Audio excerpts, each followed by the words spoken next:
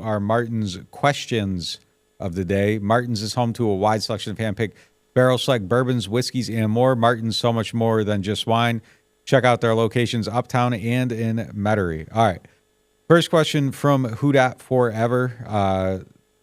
He says he is okay with the team trying to fix the cap, but why did they sign an average quarterback to a huge deal if they weren't planning on going all in to win?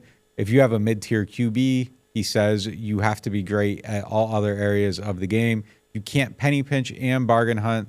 Their logic is backwards, end quote. How do you feel about that? It's an extremely fair question. Like, we can try to answer this question, and there is an answer to this question, but I think this is how this is the most rational way to word what I think the entire fan base is feeling. Like, I think the fan base would be okay with rebuilding.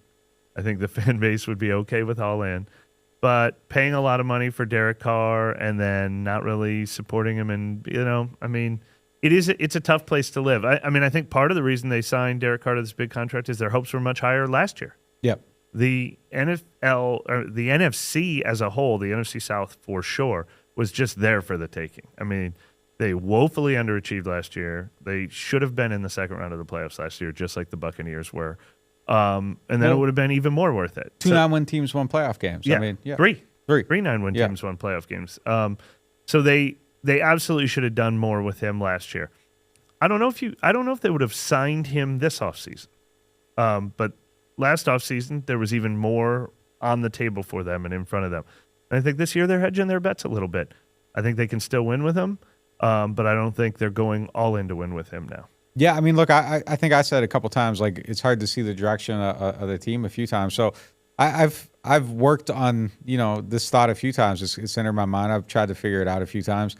The one thing I would just say, though, is that, like, it isn't an uncompetitive situation, though. Like, I don't think they intend to be uncompetitive. No question. They don't. Yeah. How many negatives is that? They don't intend to be uncompetitive. Not at all. They want to win the division this year. They want to win the division. They want to do it. They want to peel back. They want to stay good. But they just aren't going Super Bowl or bust. Like, and I don't know if Derek Carr I don't know. I mean, it's a fair question, though. Like, it is something where, you can see it going. Just if you're gonna do it, tear it down. But, like, yeah, look, the Falcons signing Cousins for $45 million a year helps put this in perspective. Carr at $30 million a year represents a notch below Cousins at $45 million a year too. I mean, quarterbacks cost money. I think we would all love to see the Saints draft one. I mean, if the Saints had a pick in the top 5 this year, I think that would be the plan. If they had a pick in the top 5 last year, I think that would be the plan. But you really have to make a choice. Are you at the $30 million level, which is now the Derek Carr, Baker Mayfield, 17th highest paid quarterback in the league level, or are you dropping down to the absolute cheap level? And so it's not $30 million a year isn't all in anymore.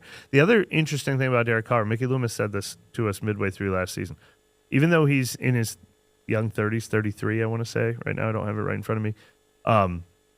They saw this as a guy who could start for 6-7 more. Like, this isn't a 2-year solution. If Carr hit, and if Carr was the right fit, if Carr is the right fit, he could be part of the next generation of this team too. They were taking a shot on a guy that they thought still had some future years in front of him too.